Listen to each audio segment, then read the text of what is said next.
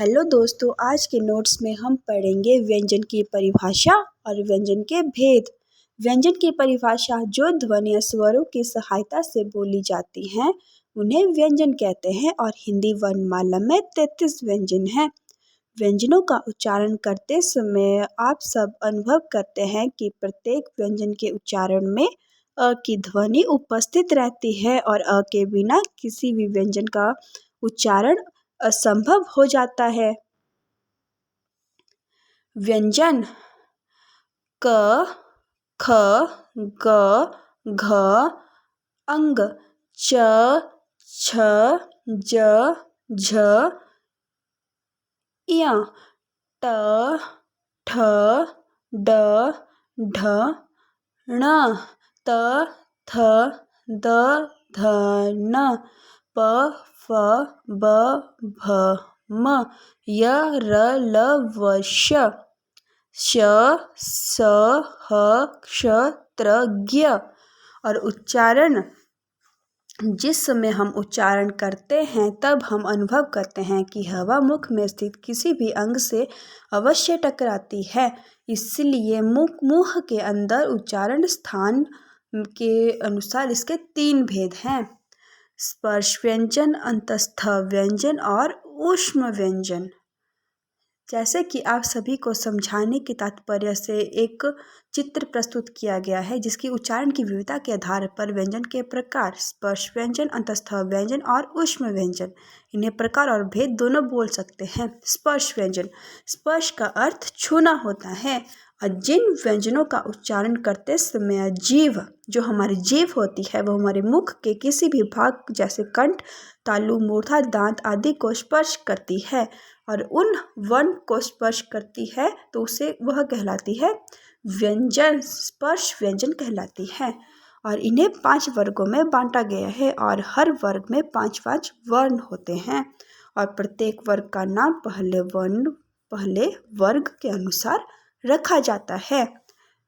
वर्ग के नाम हैं क वर्ग, च वर्ग, ट वर्ग, त वर्ग और प वर्ग। क वर्ग और प वर्ग स्पर्श व्यंजन होते हैं और अंतस्थ व्यंजन जिन वर्णों के उच्चारण में जीभ मुख के किसी भी स्थान को स्पर्श नहीं करती है, उच्चारण के समय जो व्यंजन मुंह के भीतर ही रहे उन्हें अंतस्थ व्यंजन कहते हैं, जैसे य, र, ल, व।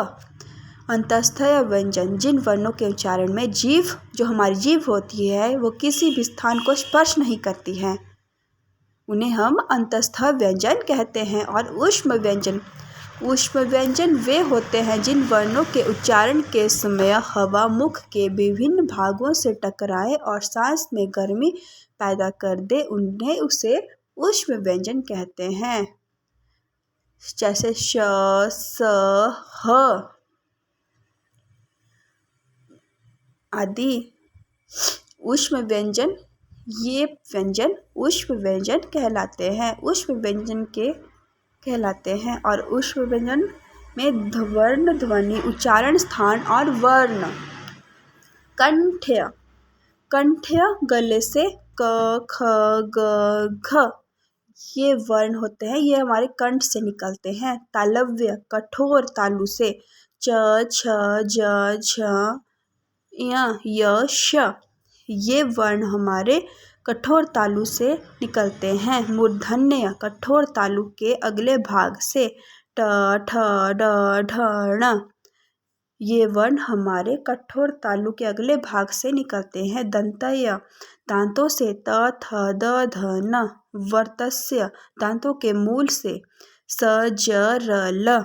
ओष्ठ्य दोनों ओठों से प, फ, ब, भ, म। दांतोष्ठ्य नीचे होठ व ऊपर दांतों से ब और फ ये वर्ण हैं, व और फ हमारे वर्ण हैं। और स्वर यंत्र से ह,